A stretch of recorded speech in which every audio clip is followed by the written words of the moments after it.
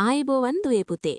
අද අපි ඉතාමත් වැදගත් සහ තරමක් සංකීර්ණ ප්‍රශ්නයක් සාකච්ඡා කරන්නයි සූදානම් වෙන්නේ. ඒ තමයි 2020 ICT ප්‍රශ්නපත්‍රයේ 3 වන ව්‍යුහගත රචනා ප්‍රශ්නය.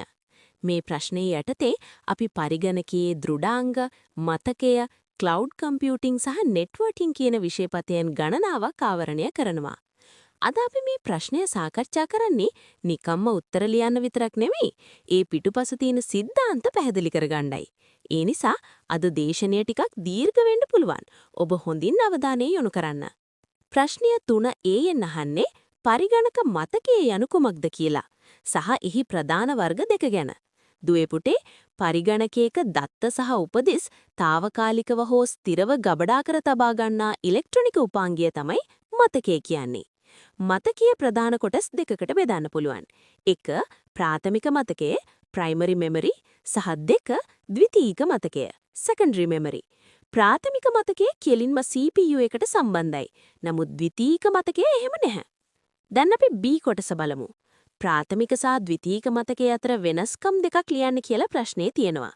පළවෙනි වෙනස තමයි ප්‍රාථමික මතකය උදාහරණ RAM වාෂ්පශීලී volatile මතකයක්. ඒ කියන්නේ විදුලිය විසන්ධි වුණාම එහි තියෙන දත්ත මැකී යනවා. හැබැයි ද්විතීයික මතකය උදාහරණ hard disk අවාෂ්පශීලී non volatile මතකයක්. දෙවැනි වෙනස තමයි ප්‍රාථමික මතකයේ වේගය ඉතා වැඩි. නමුත් ධාරිතාවය අඩුයි. ද්විතීයික මතකයේ වේගය අඩු වුණත් විශාල දත්ත ප්‍රමාණයක් ගබඩා කරන්න පුළුවන්. අපි මධ්‍ය සැකසුම් මේකකයේ හෙවත් CPU එකේ ක්‍රියාකාරීත්වය ගැන කතා කරන විට fetch execute cycle එක ගැන දැනගන්නම ඕනේ. දත්තයක් හෝ උපදෙසක් ප්‍රධාන මතකයෙන් ලබා ගැනීම fetch, එය වටහා ගැනීම decode සහ ක්‍රියාත්මක කිරීම කියන චක්‍රය මෙහිදී සිදුවෙනවා. විභාගයේදී මේ පියවර අනුපිළිවෙලින් ලිවීම ඉතා වැදගත්. දැන් අපි යමු වෙන්නේ නවීන තාක්ෂණය පැත්තට. C කොටසෙන් අහන්නේ ක්ලවුඩ් කම්පියුටිං ගැන. Tamanගේම පරිගණකයක දත්ත ගබඩා කරනවා වෙනුවට අන්තර්ජාලය හරහා දුරස්ත සේවාදායකයක දත්ත ගබඩා කිරීම සහ සැකසීම මෙහිදී සිදුවෙනවා. Google Drive, iCloud වගේ සේවාවන් මේට හොඳම උදාහරණ. මෙහි ඇති ප්‍රධාන වාසියක් තමයි ඕනෑම තැනක ඉඳලා දත්තවලට ප්‍රවේශ වීමේ හැකියාව. Cloud Service Models IaaS, PaaS, SaaS. වලාකුළු පරිගණනයේදී සේවා ආකෘති 3ක් තියෙනවා. IaaS කියන්නේ දෘඩාංග සහ ජාල පහසුකම් ලබා දෙනවා. PaaS කියන්නේ software නිපදවන්නන් සඳහා අවශ්‍ය පරිසරය platform ලබා දෙනවා.